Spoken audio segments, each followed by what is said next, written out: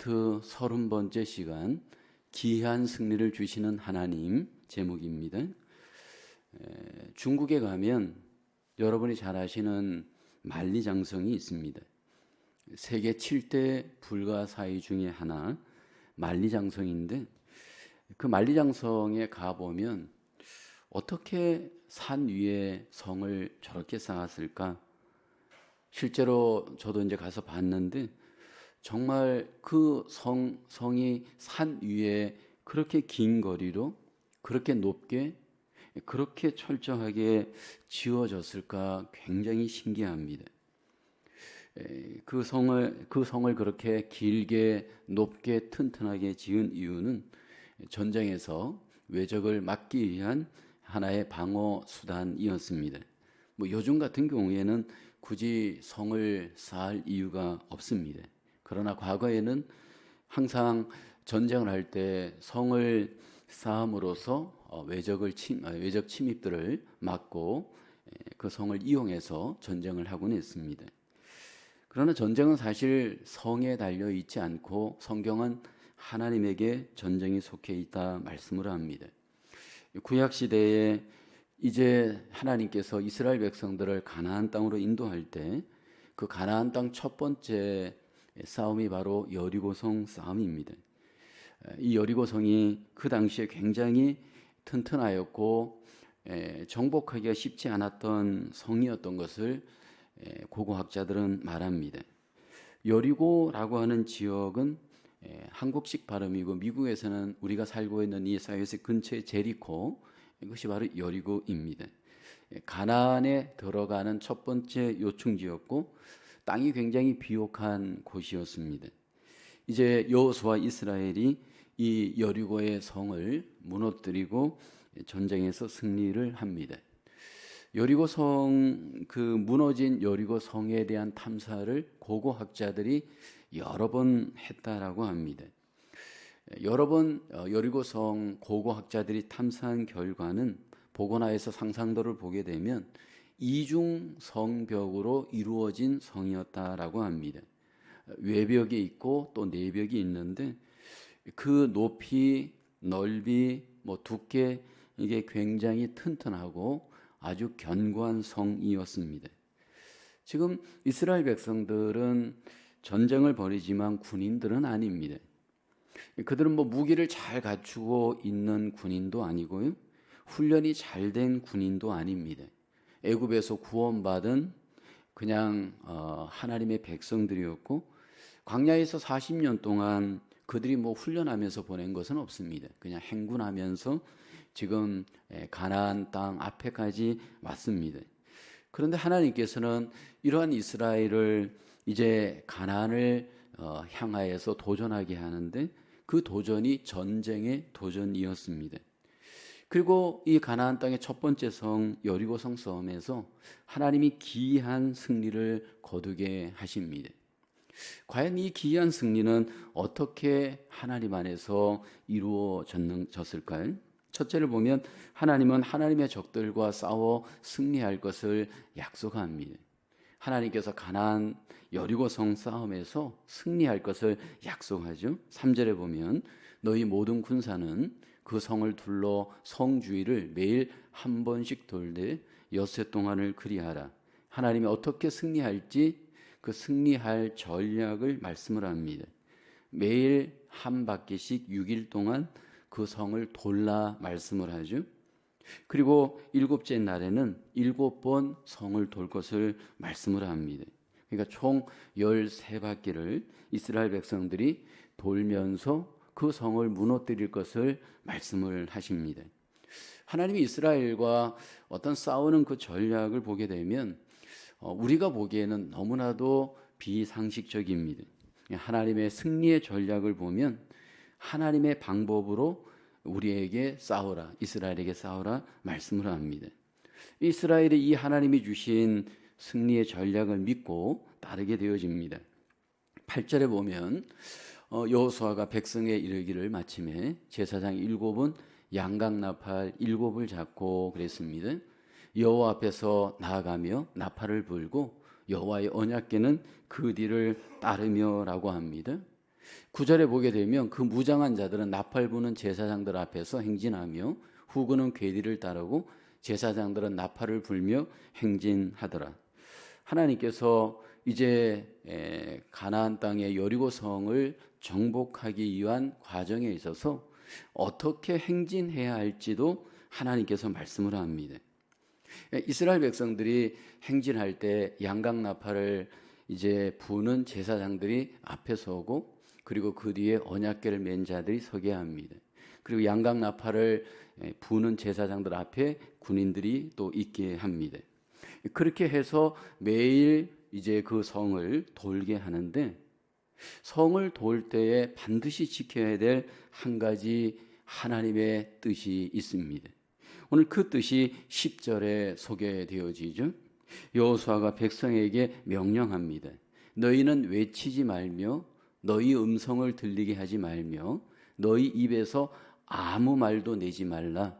그리하다가 내가 너희에게 명령하여 외치라 하는 날에 외칠지니라.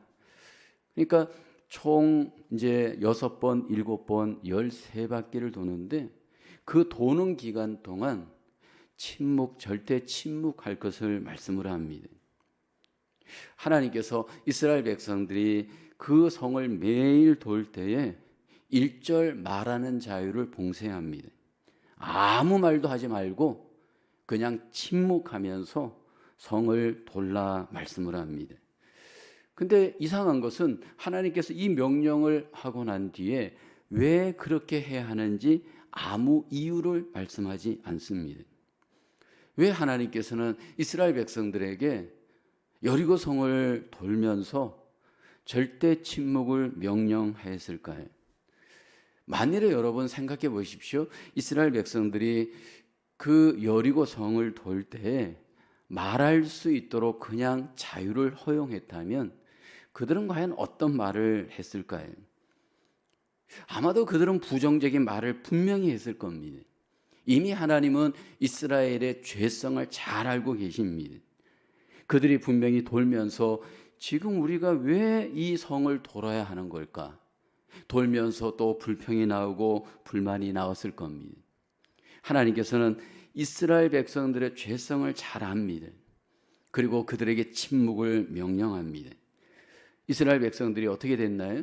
여호수아로부터 시작해서 이스라엘 백성들이 이 침묵의 명령을 순종합니다. 우리가 여호수아를 보게 되어지면 가나안 땅을 들어갈 때 광야 40년을 경험한 사실은 소수의 한 명입니다. 성경의 표현을 이해하면 여호수아와 갈렙 이외에는 가나안 땅에 들어갈 때 광야 40년의 기간을 경험한 자의 그 숫자, 그 이름이 별로 없습니다. 근데 여호수아가 이 성을 돌 때 침묵하면서 어쩌면 광야의 경험을 또 올릴 수 있었을 겁니다. 여러분, 이스라엘 백성들이 40년 동안 광야 생활할 때 그 광야를 걸으면서 통과하면서 가장 하나님 앞에 범죄한 죄가 무엇인가요? 여러분, 그들이 입술로 원망하고 불평하잖아요. 고린도전서 10장에 가보면 그들의 실패가 우리에게 거울이 된다, 바울은 이야기합니다. 홍해의 기적을 맛보았고 날마다 만나에 신령한 식물에 그 음식을 먹었고 반석에서 신령한 음료를 마셨습니다. 하나님께서 구름 기둥과 불 기둥으로 인도하였습니다. 그런데 이스라엘 백성들이 그 광야를 통과할 때 보면 돌아서면 불평입니다. 여러분, 돌아서면 원망이었습니다. 참 신기하지 않나요? 날마다 기적을 경험하면서 날마다 하늘에서 내리는 만나를 먹으면서 또 돌아서면 불평하고 원망하였습니다. 그리고 그 불평하고 원망하다가 광야에서 다 결국 하나님의 징계를 받고 결국 광야에서 하나님께서 결국 죽게 만듭니다. 근데 그 과정을 여호수아는 충분히 경험했습니다. 왜 침묵해야 하는지 하나님이 말씀하지 않아도 이스라엘 백성들이 여리고 성을 돌 때 만약에 말을 하였더라면 분명히 반복되어지는 죄에 저지를 수 있었을 것을 여호수아는 알았을 겁니다. 하나님께서 명령하였고 여호수아는 아마 단단히 이스라엘 백성들에게 강조하고 또 강조했을 겁니다. 그래서 결국은 침묵하다가 마지막에는 소리를 내라 하나님이 말씀을 합니다. 침묵해야 될 땐 침묵해야 되고 고함을 지를 때는 고함을 질러야 됩니다. 16절에 보면 7번째 제사장들이 나팔을 불 때 여호수아가 백성에게 말합니다. 외치라, 여호와께서 너희에게 이 성을 주셨느니라. 13바퀴를 돌면서 침묵하고 있다가 마지막 때에 외치라라는 그 말에 그들은 함께 외치게 되어집니다. 그로 인해서 여리고 성의 승리를 경험을 합니다. 가나안의 첫 번째 성 여리고성 싸움은 하나님께서 승리하기로 약속하셨고 그 승리의 약속을 믿고 나아간 하나님의 백성들에게 하나님의 승리를 경험하게 하였습니다. 오늘 우리에게 이 사건, 이 승리를 통해서 퀘스천 하나를 던집니다. 당신의 행동은 당신을 향한 하나님의 섭리에 대한 믿음을 어떻게 반영하고 있습니까? 교회에 대한 또는 목장이나 가정에 대한 하나님의 섭리에 대해서는 어떻습니까? 하나님은 이스라엘 백성들이 가나안 땅을 승리하고 정복할 것에 대한 섭리, 그 인도가 있었습니다. 오늘 우리에게도 하나님은 섭리를 갖고 우리의 삶을 인도해 가십니다. 우리 가정에 대한 섭리, 교회에 대한 섭리, 그뿐만 아니라 우리 어떤 소그룹의 모임에 대한 섭리, 여러 우리의 부분에 대한 하나님의 놀라운 섭리가 있습니다. 그 섭리에 대해서 우리는 과연 어떤 입장이신가요? 하나님을 믿는다라고 하면서도 우리가 하나님의 섭리에 대해서 깊게 생각을 안 하고 만약 우리가 믿게 되면 방향성을 잃게 되어집니다. 여기 이스라엘 백성들이 가나안 땅을 들어갈 때 그리고 여리고성을 정복할 때 하나님의 섭리, 승리에 대한 섭리를 알고 믿고 나아가면서 그 놀라운 하나님의 섭리대로 승리를 경험하였습니다. 우리의 삶에 대한 하나님의 섭리가 있습니다. 하나님의 놀라운 승리의 섭리, 하나님의 놀라우신 우리를 향하신 인도의 섭리가 있습니다. 먼저 우리가 그것을 우리 안에 하나님이 주신 약속을 먼저 믿음으로 받아들이기를 원합니다. 그리고 믿음으로 쫓아가기를 원합니다. 믿음은 바라는 것들의 실상이요 보지 못하는 것들의 증거입니다. 사실 여러분 믿기가 어렵습니다. 어떻게 여러분 성을 침묵하며 돌고 소리 질러서 무너뜨릴 수 있나요? 이것이 바로 하나님의 승리의 방법입니다. 내 삶에 대해서, 우리 가정에 대해서 또는 교회에 대해서 하나님의 위대하신 승리의 놀라우신 계획이 있습니다. 먼저 내 안에 그 승리에 대한 하나님의 약속을 믿기를 원합니다. 그리고 그 약속을 믿고 믿음으로 나아갈 때 시간과 공간을 초월하여서 하나님의 승리를 지금 여기에서도 여전히 경험하게 될 줄로 믿습니다. 두 번째는 하나님의 백성은 하나님의 적들에 대한 승리를 위하여 준비하고 순종합니다. 오늘 본문 15절을 보겠습니다. 일곱째 날 새벽에 그들이 일찍 일어나서 전과 같은 방식으로 그 성을 7번 도니 그 성을 7번 돌기는 그날 뿐이었더라. 여리고성 싸움을 위해서 그들은 매일 한 바퀴씩 돌았습니다. 매일 한 바퀴씩 도는 순종도 참 위대합니다. 그런데 7째 날에는 아침 일찍 일어나서 7번 그 성을 돌았습니다. 왜 하나님은 또 7번 성을 돌라 말씀을 했을까요? 오늘 본문에서는 그 이유가 또 소개되지 않습니다. 그런데 성경에서 보면 7번이라고 하는 숫자는 하나님의 숫자이고 하나님의 완전한 숫자입니다. 여러분 창세기 1장에 보면 하나님이 천지 만물을 창조하실 때 6일 동안 창조하시고 7일째 안식하셨습니다. 7일째 안식하셨다라는 것은 7일이 결국 완전수인 것을 우리에게 나타내죠. 오늘 새벽에 여러분 레위기서를 묵상하셨을 겁니다. 그 레위기서에 보면 나병 환자의 정결법 규례가 소개됩니다. 나병 환자가 이제 나병에 걸렸다가 다 나았을 때 그 다 나은 나병 환자가 어떻게 정결하게 회복되어지는지 오늘 새벽에 정결 규례가 소개됩니다.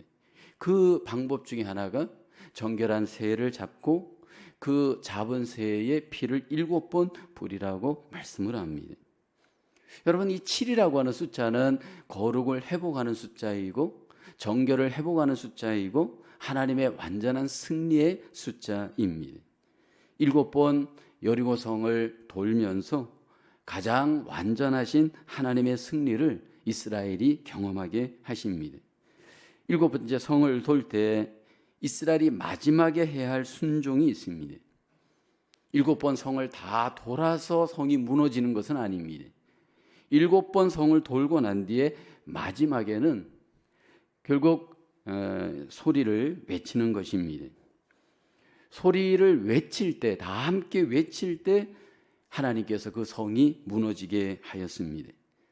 그러니까 믿음으로 성을 그 소리를 외칠 때 하나님이 그 믿음의 소리에 의해서 여리고 성을 무너뜨리게 하였습니다. 이스라엘이 이렇게 믿음으로 이기는 법을 하나님이 여리고성 싸움에서 경험하게 하십니다. 한 걸음 더 나아가 믿음으로 하나님께 순종하는 곳에 무너지고 승리가 일어나는구나 라는 것을 이스라엘이 체험하게 되어집니다. 여러분, 그런데 이스라엘이 이 하나님의 뜻을 하나님의 뜻대로 순종하는 일은 인간적으로 볼 때 굉장히 불편하고 무모하고 위험하기도 했을 겁니다. 생각해 보십시오. 그 아침 시간대에 이스라엘 백성들이 또 군인들이 대형을 갖추어서 그 여리고 성을 돌 때에 적군들에게 다 노출되잖아요. 근데 그 적군들에게 다 노출될 때 기습을 당할 수도 있고 뭐 이런저런 위험을 당할 수도 있습니다. 그런데도 그들은 그 하나님의 뜻을 그대로 순종하였습니다. 여러분, 또 이 성을 도는 일이 자기 마음대로 도는 게 아니었습니다. 성을 돌 때 내가 원하는 속도로 내 그 방법대로 성을 내 기준대로 도는 것이 아니었습니다. 도는 그 과정에 있어서도 하나님이 행군 대여를 갖추어서 어떻게 행군해야 할지를 또 하나님이 말씀하잖아요. 4절 전반절에 보면 제사장 7은 7 양강 나팔을 잡고 언약궤 앞에서 나아가라. 여기 7 양강 나팔을 부는 제사장이 앞서고 그 뒤에 언약궤를 맨 제사장들이 따라가고 그 뒤에 또 군인들 또 따라가고 뭐 이런 식으로 해서 대여를 갖추고 방법을 갖추어서 여리고성을 돌라고 하였습니다. 특별히 그 여리고성을 돌 때 보면 이해 안 가는 것 중에 하나가 언약궤를 또 모시고 성을 돌게 합니다. 여러분, 싸움터에 가는데 언약궤가 무슨 소용이 있습니까? 그런데 하나님께서는 여리고성을 언약궤를 중심으로 하여도 돌게 합니다. 이미 광야를 통과할 때도 언약궤를 따라 통과하게 하였고요. 요단강 지난 시간에 살펴본 요단강을 건널 때에도 언약궤를 따라 건너게 했습니다. 이 언약궤는 하나님의 임재의 상징입니다. 이 언약궤가 있는 곳에 하나님이 임재하십니다. 그러니까 이스라엘 백성들이 7일 동안 성을 돌면서 항상 언약궤를 따라 걸을 때 그 언약궤를 보면서 아, 하나님이 지금 우리와 함께 계시구나. 그러니까 언약궤는 곧 하나님이 함께해 주시는 하나님의 계시의 상징이었습니다. 그러니까 언약궤가 앞에 갈 때는 하나님이 앞에 가시는 거고, 이 언약궤가 또 멈출 때에는 그 언약궤는 항상 회중의 중심에 두어서 가운데 두어서 하나님이 우리 가운데 중심에 계시는 것을 경험하게 하였습니다. 이스라엘 백성들이 이렇게 순종할 때 보면 내 뜻대로 순종하는 것이 아니고 하나님의 뜻대로 하나님은 순종하게 하였습니다. 하나님은 하나님의 방식대로 우리가 따라가기를 원합니다. 내 방식대로 하나님을 끌어가는 것이 아니고 하나님의 방식대로 순종할 때 승리를 할 수가 있습니다. 근데 이 하나님이 하시는 일들 우리가 순종해 갈 때 참 힘든 것이 뭐냐면 너무나도 어리석게 보이고 미련하게 보인다라는 겁니다. 근데 하나님이 우리에게 주신 방법은 우리가 보기에는 가장 어리석고 미련하지만 가장 지혜로운 방법임을 하나님은 우리에게 말씀을 합니다. 사실 이 구약의 여호수아서는 신약에 오실 예수 그리스도를 우리에게 잘 보여주는 하나님의 말씀입니다. 예수님이 이 땅에 오실 때 가장 미련한 방법으로 오셨습니다. 어린 아기로 예수님이 이 땅에 오시잖아요. 그리고 예수님이 공생애를 사실 때에도 가장 미련하고 어리석게 사셨습니다. 그리고 십자가에서 마지막으로 여러분 고난받고 죽으실 때에도 가장 미련하고 어리석은 십자가의 순종으로 이 땅에서 삶을 마쳤습니다. 근데 하나님께서는 가장 미련한 십자가를 통하여 하나님의 가장 완전한 구원을 십자가를 통하여 우리에게 이루어내셨습니다. 오늘 하나님께서 우리에게 구약의 여호수아서를 통해서 또 여리고성 싸움의 순종을 통해서 우리에게 순종에 대한 질문을 던집니다. 퀘스천 2번입니다. 하나님이 우리의 순종을 통해 일하시기를 원하시는 데서 우리가 하나님과의 관계에 대해 배우는 것은 무엇입니까? 우리가 하나님과의 관계에 있어서 저와 여러분들이 순종을 통해 하나님이 승리를 주시고 일하시기를 기뻐하시는데 하나님이 우리에게 원하시는 순종을 통해서 하나님과 관계하면서 가장 배우는 것은 뭘까요? 저는 하나님과 우리와의 관계 속에서 하나님의 그 뜻을 순종해 갈 때 가장 미련한 것 같고 가장 어리석은 것 같지만 가장 완전하신 하나님의 뜻, 가장 모든 것들을 여러분 충분하게 성취해내시는 지혜로우신 하나님의 그 일, 이 부분에 대해서 우리가 겸손하게 하나님 앞에 우리가 굴복하기를 원합니다. 그리고 그 순종을 이루어갈 때 하나님의 뜻대로 방법대로 그 순종 속에 하나님의 승리를 우리에게 경험하게 하시는 줄로 믿습니다. 세 번째로 하나님은 하나님의 적들 가운데서 남은 자를 빼내어 구원하십니다. 여리고성 싸움에서 놀라운 반전 하나가 생깁니다. 기생 라합과 그 가정이 구원을 얻죠. 여호수아서 6장 23절 말씀입니다. 정탐한 젊은이들이 들어가서 라합과 그의 부모와 그의 형제와 그에게 속한 모든 것을 이끌어내고 또 그의 친족도 다 이끌어내어 그들을 이스라엘의 진영 밖에 두고라고 합니다. 멸망받아 마땅할 성이었던 여리고성, 그 성 안에 구원받을 자가 있었습니다. 그런데 여리고성에서 구원받은 자는 기생 라합과 그 가정이었습니다. 어떻게 이 기생 라합과 그 가정이 구원을 받았을까요? 그것은 바로 기생 라합의 믿음 때문이었습니다. 기생 라합이 이스라엘 정탐꾼을 목숨을 걸고 살려주죠. 기생 라합이 그 정탐꾼들을 살려줄 때 보면 이미 그 안에 구원받을 만한 믿음이 있었습니다. 여호수아서 2장에 보면 기생 라합이 여호수아가 보낸 정탐꾼을 살려주는 내용이 소개됩니다. 정탐꾼 둘을 보내어서 여리고성을 정탐합니다. 근데 정탐꾼들이 발견되어서 쫓기다가 기생 라합의 집에 들어가죠. 기생 라합이 그 정탐꾼들을 자기 집 옥상의 지붕에 숨깁니다. 목숨을 걸고 숨기죠. 그러면서 이렇게 고백합니다. 여호수아서 2장 9절에 보면 말하되 여호와께서 이 땅을 너희에게 주신 줄을 내가 아노라. 여기 나는 기생 라합입니다. 우리가 너희를 심히 두려워하고, 여기 우리는 기생 라합을 중심으로 한 그 가정을 이야기하는 것입니다. 이 땅 주민들이 다 너희 앞에서 간담이 농나니라고 합니다. 하나님께서 이미 이 기생 라합은 이 여리고성을 이스라엘에게 주신 것을 알았습니다.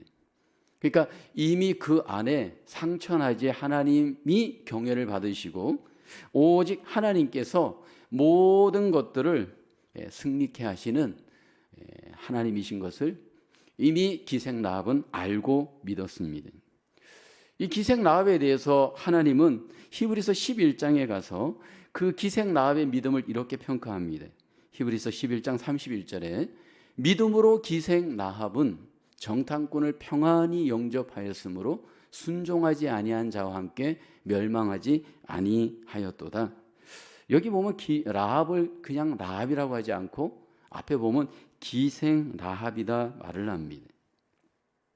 야고보서 2장 25절에도 라합에 대해서 또 한 번 얘기합니다. 또 이와 같이 기생 라합이, 여도 또 기생 라합이라고 하죠. 사자들을 접대하여 다른 길로 나가게 할 때에 행함으로 의롭다 하심을 받은 것이 아니냐. 이 라합을 소개할 때 그 앞에다가 왜 이렇게 기생이라는 단어를 두 번씩이나 반복하였을까라는 겁니다. 분명히 기생이라는 잡은 그 당시나 지금이나 사회적 약자이고 사실 사람들로부터 썩 그렇게 메리트 있었던 잡 신분은 아니었습니다. 근데 기생 라합이 어떻게 기생이 되었는지 성경은 소개하지 않습니다. 근데 분명한 것은 그에게 부모가 있었고 형제가 있었다라는 겁니다. 그리고 가족을 사랑하는 여인이었다라는 겁니다. 여리고 성 안에 여러 종류의 직업이 있었을 겁니다. 여리고 성 안에 많은 사람들이 살았고 지혜롭고 똑똑하고 지식 있고 유능하고 사회적 강자들이 너무 많이 있었을 겁니다. 근데 놀라운 것은 그 여리고 성 안에 딱 한 사람, 한 가정, 하나님이 구원하기로 예비한 사람은 기생 라합이었습니다. 그 안에 더 조건이 뛰어나고 더 지혜롭고 더 유능하고 더 하나님 앞에 인정받을 만한, 외적으로 보면 그런 사람들이 있었을 것 같은데 하나님의 구원의 방법은 구별되었습니다. 하나님은 기생 라합 한 여인을 하나님의 예비한 은혜 가운데 이미 구원을 예비하시고 그 구원을 하나님께서 이루어 가셨습니다. 미천한 한 사람을 통해 하나님이 일해 가시는 놀라운 하나님의 뜻, 그 하나님의 섭리를 우리는 인간 편에서는 다 이해할 수 없습니다. 하나님께서 세상에 미련한 자를 택하여서 지혜로운 자를 부끄럽게 하려 하십니다. 약한 자들을 택하여서 강한 자들을 부끄럽게 하십니다. 이 여리고성 싸움에 우리가 사실 이 기생 라합과 함께 또 한 사람 기억해야 될 사람이 있습니다. 바로 아간입니다. 이 한 사람 아간은 범죄함으로 인해서 그 가정이 졸지에 하나님의 심판을 받습니다. 그러니까 한 사람은, 이방인 기생 라합은 한 사람으로 인하여 가정이 구원을 받고, 한 사람 아간은 그 한 사람 아간 때문에 하나님의 심판을 받게 되어집니다. 특별히 이 기생 라합을 보게 되면 심판 가운데에서도 하나님의 그 구원의 방식에 대한 절대적인 믿음이 있었던 여인이었습니다. 그 믿음이 그를 구원하였는데, 그가 가장 구원에 믿었던 그 믿음의 약속이 하나 있습니다. 그것은 바로 붉은 줄에 대한 믿음이었습니다. 여호수아서 2장 21절에 보면 라합이 이르되 너희의 말대로 할 것이라 하고 그들을 보내어 가게 하고 그들은 정탐꾼입니다. 여기 보면 붉은 줄을 창문에 매니라 말씀을 합니다. 이 붉은 줄은 구원 줄이었습니다. 이 붉은 줄은 가정을 구원하는 줄이었습니다. 기생 라합은 여리고성 싸움이 벌어질 때 그 창문에 붉은 줄을 계속해서 내려놓았습니다. 왜냐하면 그 붉은 줄이 자기를 구원할 줄 알았기 때문입니다. 결국 이 기생 라합은 장차 오실 예수 그리스도를 우리에게 보여줍니다. 여러분, 예수 그리스도의 십자가는 작정된 모든 자를 구원하는 능력이 있습니다. 누구든지 그 붉은 십자가를 바라볼 때 믿음으로 바라보는 자마다 기생 라합이 구원받는 것처럼 하나님은 구원을 받게 하는 능력이 있습니다. 그것은 하나님의 놀라운 구원의 언약이기 때문입니다. 그 붉은 줄 속에 언약이 있기 때문입니다. 여리고성의 라합은 놀라운 것은 자신만이 그 붉은 줄로 구원받지 않고 그 붉은 줄로 인해서 자기와 자기 가족들이 구원을 받았습니다. 여러분, 우리가 예수 그리스도를 믿음으로 바라볼 때 하나님은 우리를 구원하시고, 그리고 우리는 그 구원이 우리 가정에까지 적용될 수 있도록 우리가 하나님 앞에 구원의 도구로 드려지기를 원합니다. 하나님께서 구원의 놀라우신 뜻을 기생 라합을 통해서 그 가정 속에 이루어 가셨습니다. 가장 미천한 자를 통해서 하나님의 가장 완전한 구원이 기생 라합과 그 가정 속에 적용이 되었습니다. 오늘 마지막으로 여러분에게 던지는 퀘스천입니다. 하나님은 사람을 구원하시겠다고, 심지어 대적하는 자들 중에서도 구원하시겠다고 약속하셨습니다. 이 약속이 우리의 사고방식에 어떤 영향을 줍니까? 여러분, 여리고성 안에 구원받을 자가 있었습니다. 이스라엘 백성들의 입장에서는 적군이었고, 이스라엘 백성들의 입장에서는 다 멸망받아 마땅할 자라고 생각할 수 있었던 상황입니다. 그런데 하나님은 그 성 안에 기생 라합과 같이 구원받을 자가 있었습니다. 대적자 가운데서도 구원받을 자가 있습니다. 오늘 우리 그리스도인들이 이 땅에서 삶을 살아갈 때 모든 족속을 하나님의 족속으로 삼을 사명을 우리에게 주었습니다. 우리가 생각하기에는 적군 같고 미워할 자이지만 그 적군 안에도 구원받을 자가 있습니다. 우리가 보기에는 미워할 자이지만 그 미워할 자 안에도 구원받을 자가 있습니다. 그래서 우리에게 하나님이 요구하는 것은 원수까지도 대적자들까지도 품고 복음을 전해야 합니다. 그리고 품고 그들 속에 하나님의 구원이 이루어지기를 기대하고 우리는 하나님 앞에 선교의 사명을 감당해야 할 줄로 믿습니다. 하나님은 우리 가운데 지금도 기이한 승리를 행하십니다. 이미 십자가에서 기이한 승리를 행하시고 우리에게 기이한 구원의 은혜를 베푸셨습니다. 예수 그리스도의 신실한 순종으로 말미암아 원수들까지도 구원하시는 놀라운 구원의 승리를 주님께서 이루셨습니다. 이제 우리가 그 구원받은 자로서 하나님이 우리에게 원하는 것은 믿지 않는 모든 자들에게 하나님의 사랑으로 그들을 품고 기도하고 그들을 품고 우리는 복음을 전해야 할 줄로 믿습니다. 그리고 우리 안에 신실하게 승리를 이루어 가시고 기이하게 승리를 이루어 가실 그 하나님의 승리를 우리의 순종을 통해 하나님은 경험하고 그로 인해서 하나님 앞에 영광을 돌리기를 소원하십니다. 기이한 승리를 주시는 하나님께서 우리들에게 놀라우신 구원의 복을 주셨고 구원 이후에도 기이한 승리를 통하여 하나님의 뜻과 섭리를 이루어 가실 줄로 믿습니다. 이 한 주간도 남은 생에도 승리의 주님과 함께 승리하시는 한 주간 되시기를 주님의 이름으로 축원합니다. 기도합니다. 하나님, 우리에게 십자가를 통하여 구원의 은혜를 베푸시고 우리의 삶 속에 하나님의 인도와 섭리를 통하여 하나님의 놀라운 승리를 베풀어 주심을 감사합니다. 힘들고 어렵고 고난의 세상을 살아가지만 주님과 함께 믿음으로 하나님이 주신 승리를 경험하는 하나님의 귀한 백성들 되게 하여 주시옵소서. 또 한 주간도 살아갈 때 우리의 마음을 믿음으로 붙잡아 주시고 우리의 가정과 일터가 믿음으로 세워지게 도와주시옵소서. 하나님의 놀라우신 인도하심과 승리하심이 이 한 주간도 풍성하게 경험되어지는 귀한 하나님 은혜가 있기를 소원하오며 예수님의 이름으로 기도하옵나이다. 아멘.